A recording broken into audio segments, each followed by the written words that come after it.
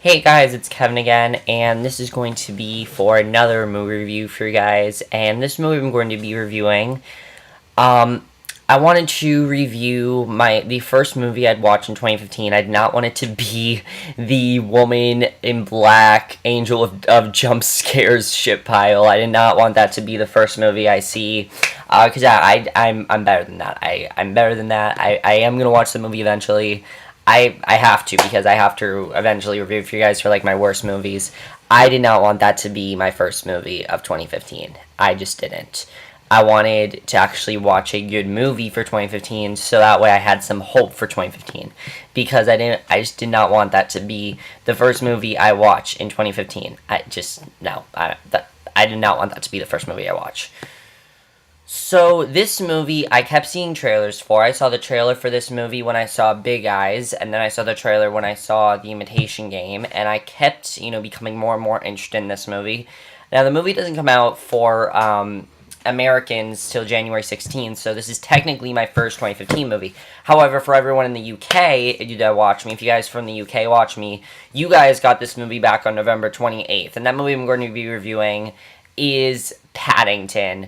Now, Paddington was a movie that I was very, very interested in. I saw the trailers. It just looked like a very, very good movie, and I was surprised by how much praise it was getting. It has a 97% on Rotten Tomatoes, and I didn't really think this movie was going to be very good. I saw I saw some trailers for it, and really, I didn't know how this movie was going to be. But surprisingly, Paddington was a lot of fun, and if this is any indication of what 2015 holds, I'm excited because this is a very good movie.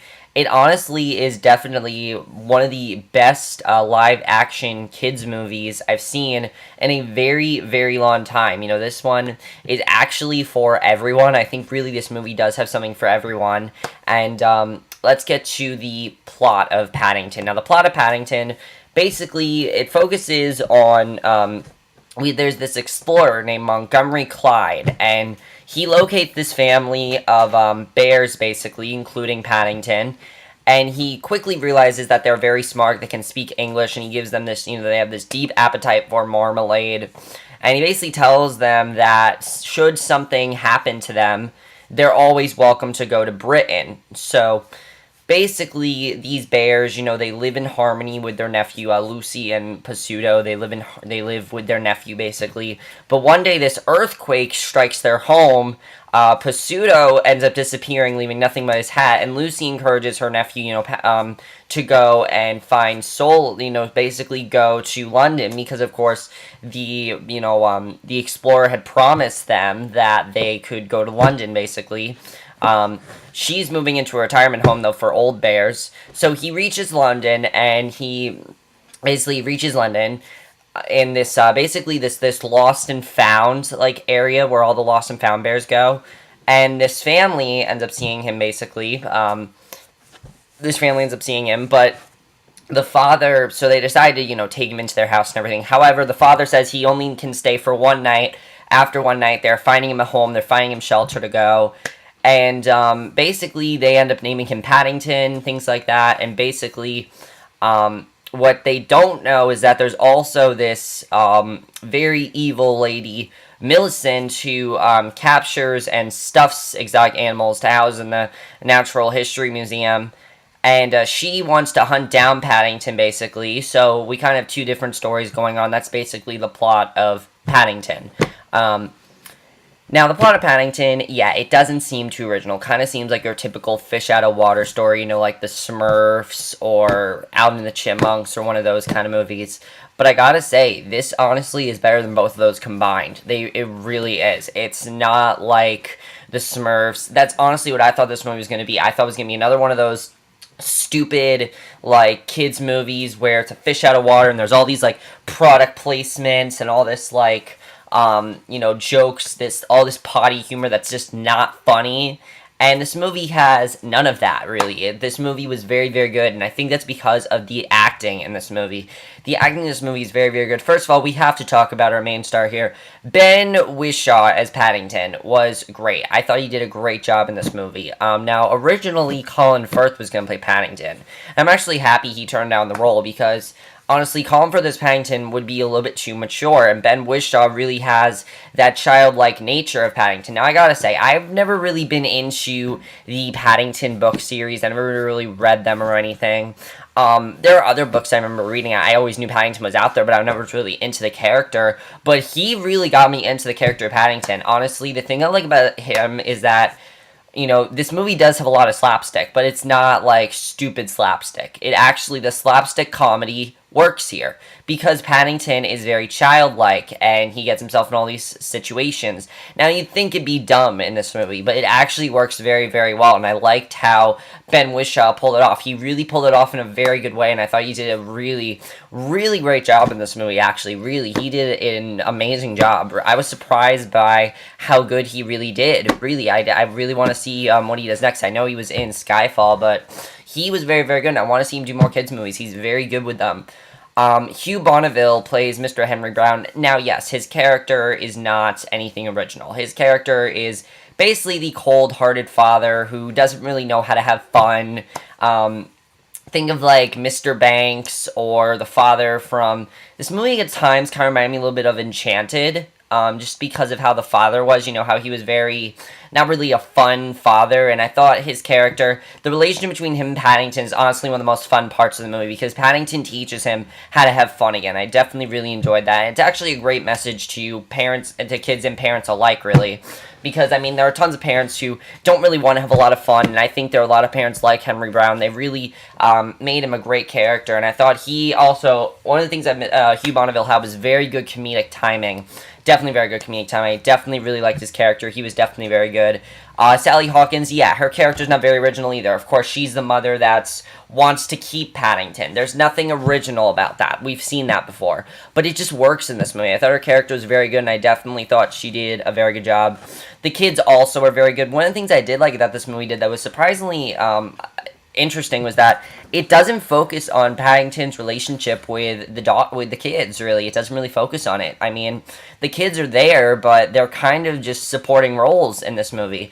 And I thought that was interesting because all of these kids' movies, all you see all the time is these kids basically, interacting with the bear or whatever, and, that's what you think it would be. That's what the trailers made it look like it was going to be, but that's not what it is at all. In fact, most of the movie, and the other thing I like is that they don't even show all the funny scenes in the trailer. Some of the funniest scenes are not in the trailer. Another thing I forgot to say about Paddington I really loved was his mixed emotions. I thought that was so funny. The fact that he can go from cute to menacing in a second, hilarious. I love that they did that. There's this one scene in an elevator he has with Henry Brown. He's staring at him. He's giving this very evil stare. Absolutely hilarious. They didn't even show that in the trailer, and I love that. Julie Walters but yeah, as I said, the kids are really good. Now let's talk about Julie Walters as Mrs. Bird. She stole the show in so many scenes that she was in. Her character is so funny. Her character has some of the funniest scenes in the movie, and she just stole the show. She really was fantastic, and I was surprised by how funny she really was, but she really did steal the show, and in pretty much every scene she was in, she was very, very funny, and I thought she definitely did a very, very good job. I definitely really loved her character. Jim Broadbent was also very good. Nothing much to say about him. But I do want to talk about two other people who are the two main villains in this movie. Nicole Kidman plays the main villain, Millicent, and I will admit there is a twist with her character that's kind of predictable. I will admit that, but I thought her character was very, very funny. She played a villain very, very well. There was some very fun stuff with her. Peter Capaldi is also in this movie. I love him as Doctor in Doctor Who. I've slowly grown to love him in that. I actually forgot to review the Doctor special. I still have not seen the Doctor Who Christmas special, but I thought Peter Capaldi and Nicole Kidman worked great together. They tried to have like a love story between them, which I thought was very, very funny, and they really showed that very, very well. It was definitely very, very funny. They did a very good job. And Tim Downey as Montgomery Clive was also very good. Now let's get to the directing in this movie. The director of this movie is Paul King, and he did a very good job directing this movie. He really knew how to do a good kids movie. At times, this movie really does feel like kind of like a 90s kids movie because of the tone of it. It doesn't feel very current at all, really. It doesn't. I don't think there's anything that really makes it feel that current, minus a few things, and it really is a timeless movie.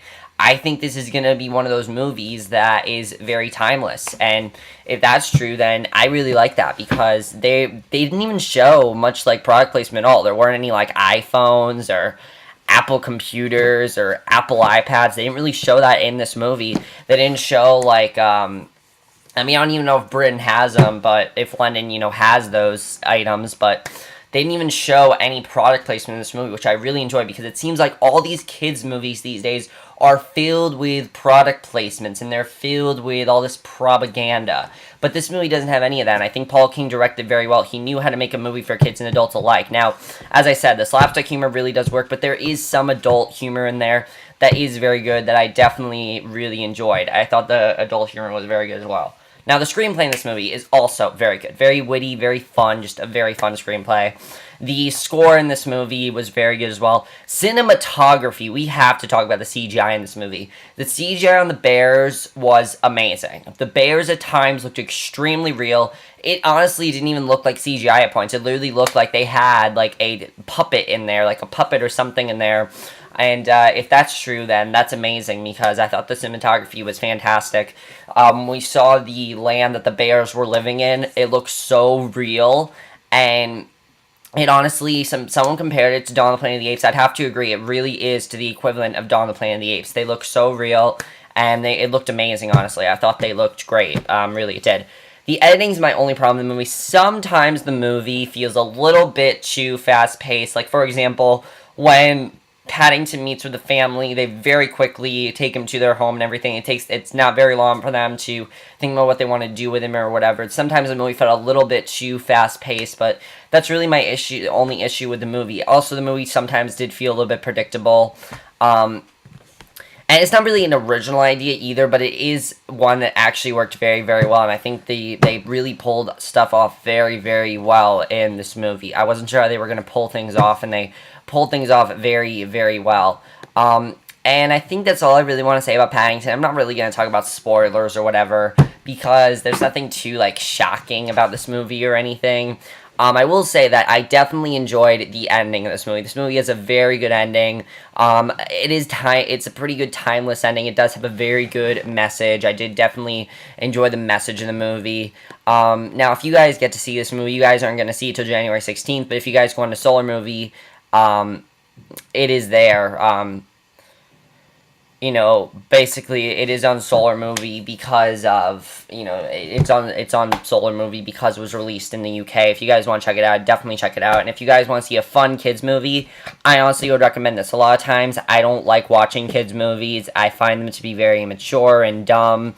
And there really aren't a lot of them that you can get that are really good these days, except for animated ones. You can't really find a fun live-action kids movie, and this is what this is. This is actually a very good live-action kids movie, and I honestly would give this movie 4.5 out of 5, or an A. I honestly would give Paddington an A. It really is that good. I definitely really enjoyed it. It's a great way to start off 2015. Highly recommend you guys check it out, because I really enjoyed it. And that's it for this video. Hope you guys enjoyed it. I'll see you guys in my next video.